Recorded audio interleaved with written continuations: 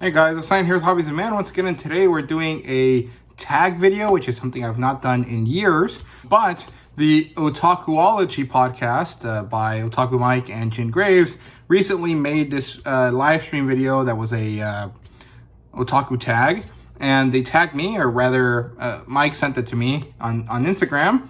And so I decided to give it a go because why not? It's 10 questions. They're pretty fun. And it's been a while since I talked about myself in this kind of way, right? So I thought it was a good idea. I'm not going to tag anyone myself. I think that Mike probably already sent it to everyone that I was going to send it to anyways.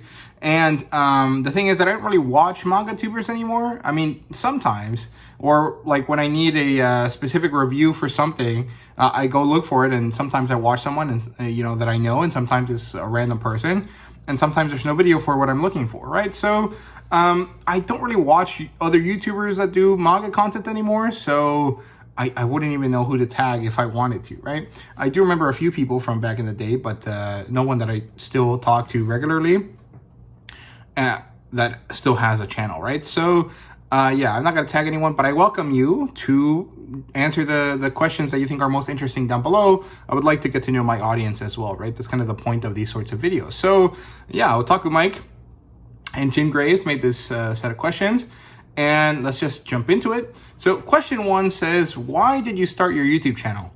And this is kind of not a difficult question to answer, but it's one that's pretty simple. I started right before COVID started.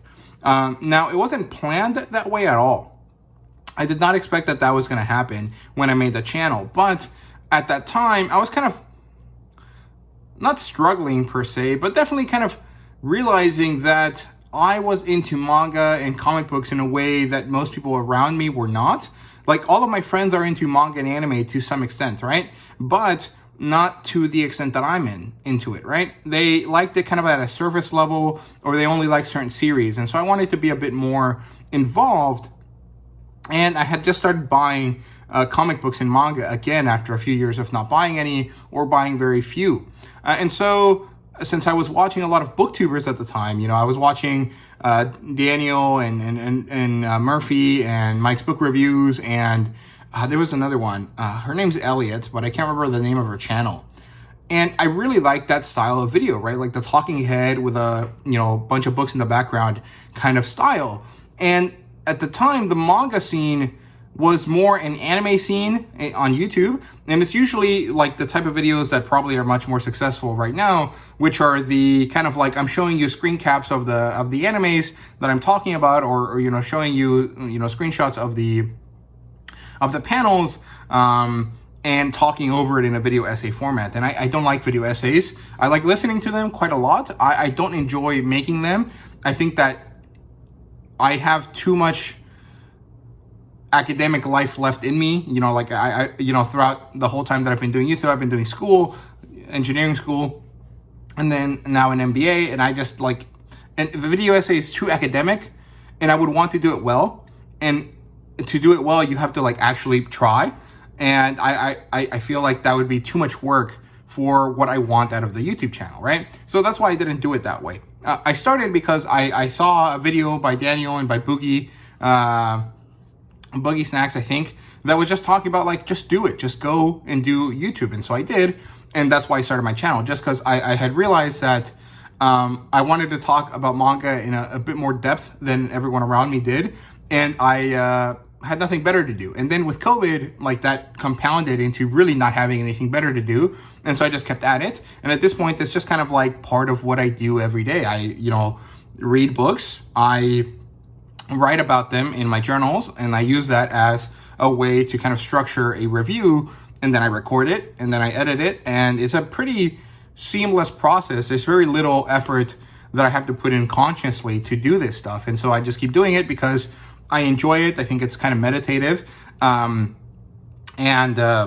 since I read so much, I can make a lot of content. I also don't have a job, so it makes it really easy to do. I will have a job pretty soon, I think. I'm in talks with a company, and we're working on getting me an internship. And if that happens, I will definitely have less time, but I don't know how much that will impact my video output, right? So yeah, that's why I started my YouTube video. My YouTube channel. I just had nothing better to do, and I wanted to talk about manga, right? There you go. Question 2 is, what is your favorite genre? And I understand the question, but I think my answer is always the same, which is SSF, or science fiction fantasy. But those are two genres. They're kind of pretty similar, right? Like there's kind of a spectrum, and they kind of blend at some points.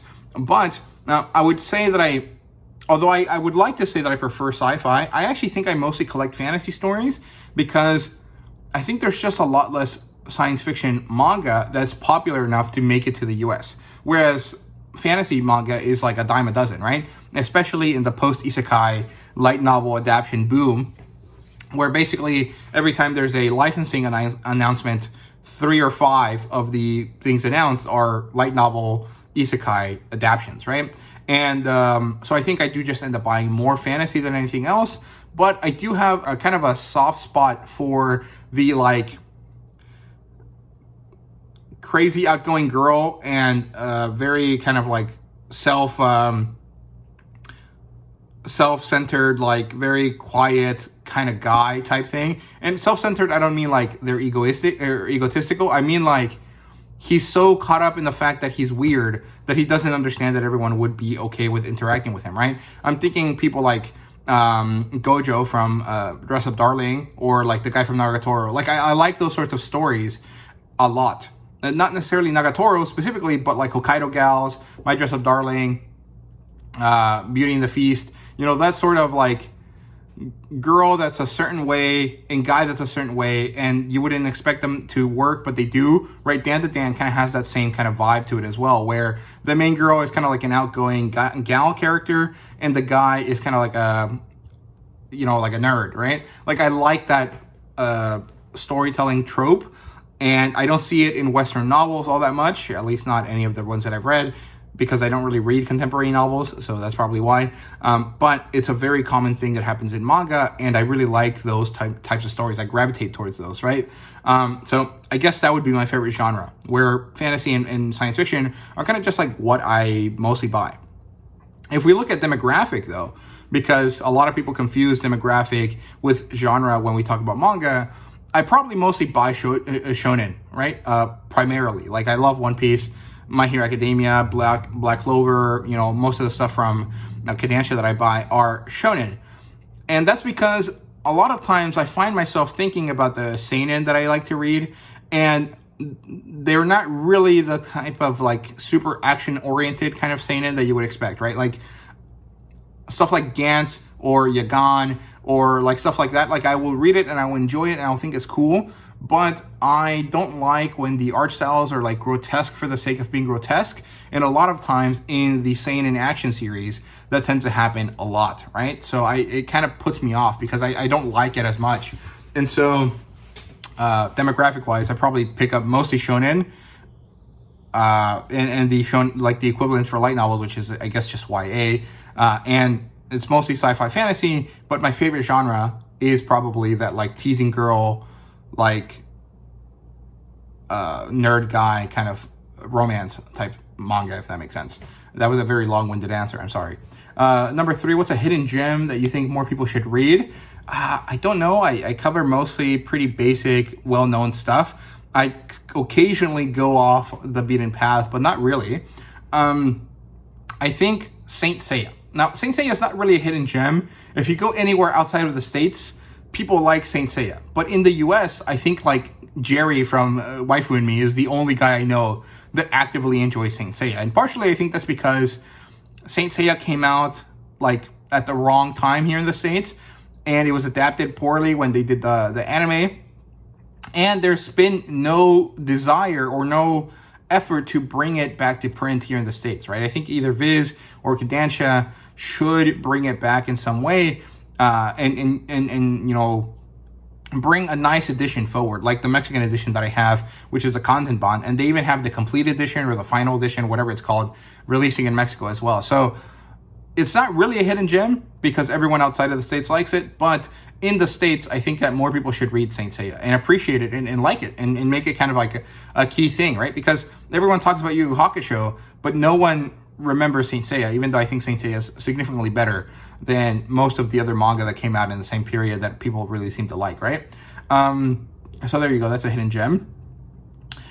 If you could live in any manga world, which would it be? Probably Fairy Tail, because everyone can have powers in Fairy Tail. I would want to join the Fairy Tail Guild, and I wouldn't necessarily have to put my life at risk because Natsu can do it, right? So I would get to have some of the benefits from living in that fantasy world with the characters that I really love, but I wouldn't necessarily have to be in danger all the time because I wouldn't have to be a main character.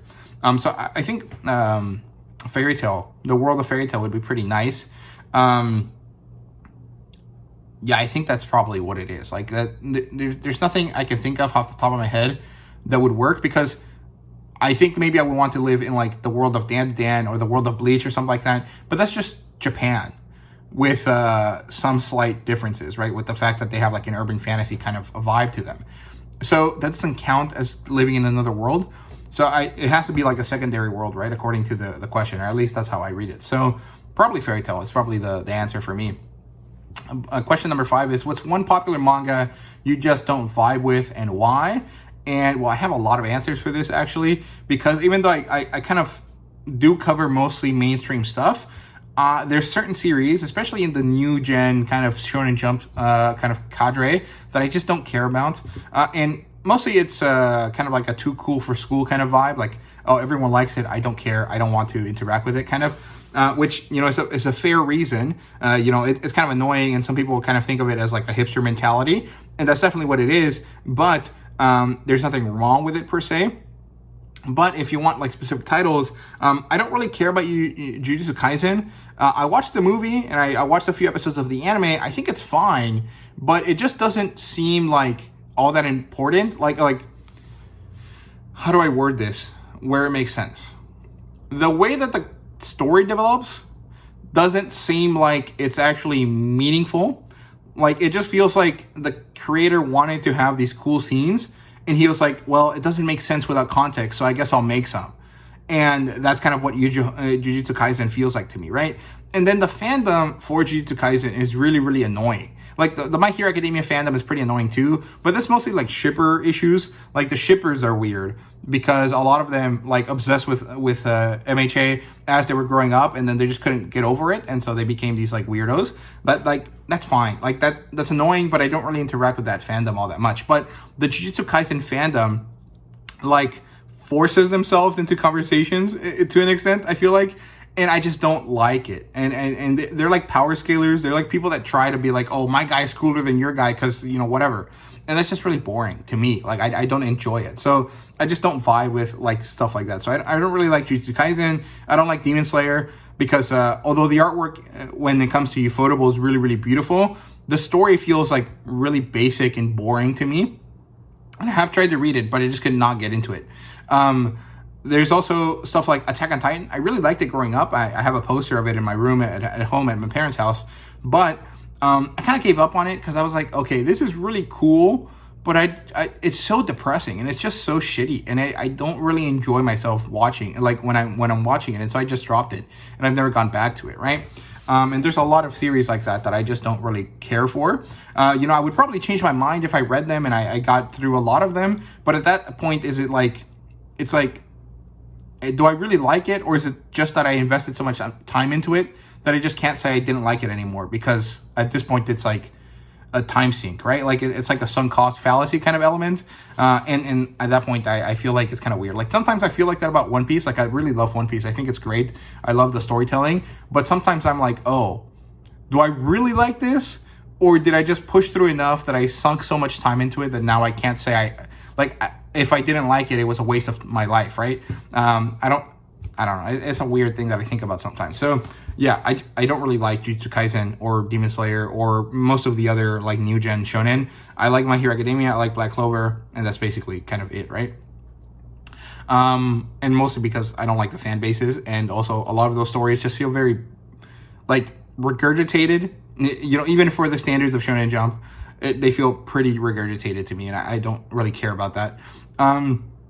Let's see. Number 6 is, what manga series did you complete and regret? I don't think I've read that many manga series that I have completely read and kind of regret wasting my time with.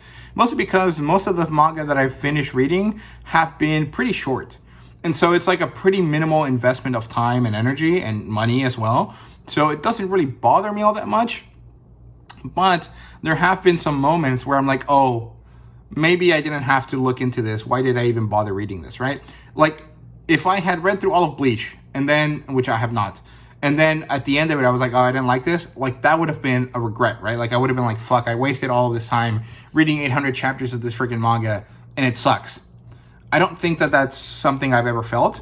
And it's pretty unlikely I'll ever feel that because I'm pretty good at, like, dropping stuff, right? Even if I maybe keep some of the volumes for longer than I probably should, I definitely stop reading them at some point, right? But for the sake of an answer, I guess those 3 books there that you see, the Captain Harlocks, I finished it and I remember thinking, oh, that's not great. The story's not done and it's kind of annoying. But I didn't spend that much money on those because I didn't buy any of them full price. I think the most I paid for any of those books was like $10, even though they're $30 books, right? So for $30 and a few hours of reading, you know, maybe a day's worth of reading, ending the series and then not really liking it does not feel regretful to me. It's just like, oh, okay, whatever. At least I know where a lot of people get that kind of like space opera vibe from, thanks to Captain Harlock, right? And kind of the same thing with Starship Yamato, right? So I guess that's kind of my answer for that, but I don't really feel like I've ever felt regret after finishing a manga series, mostly because I've never finished one that's like 50 plus volumes, right? Number 7 is, if your collection was lost, what manga would you buy again first? I don't know. I feel like if I lost my collection, I'd probably just give up and never get back to it because I've spent a lot of time and a lot of effort, a lot of money too, but like the money part isn't really that big of a deal because I barely ever buy manga full price. You know, I do sometimes and I kind of regret it every time I do, but the vast majority of my collection has been secondhand through discounts, through Amazon sales, through whatever, right? And so if I have 1,000 manga, which I don't think I do, maybe 100 of them have been bought full price, which is not that much. It's a pretty minimal amount for me. So I wouldn't really like be that upset.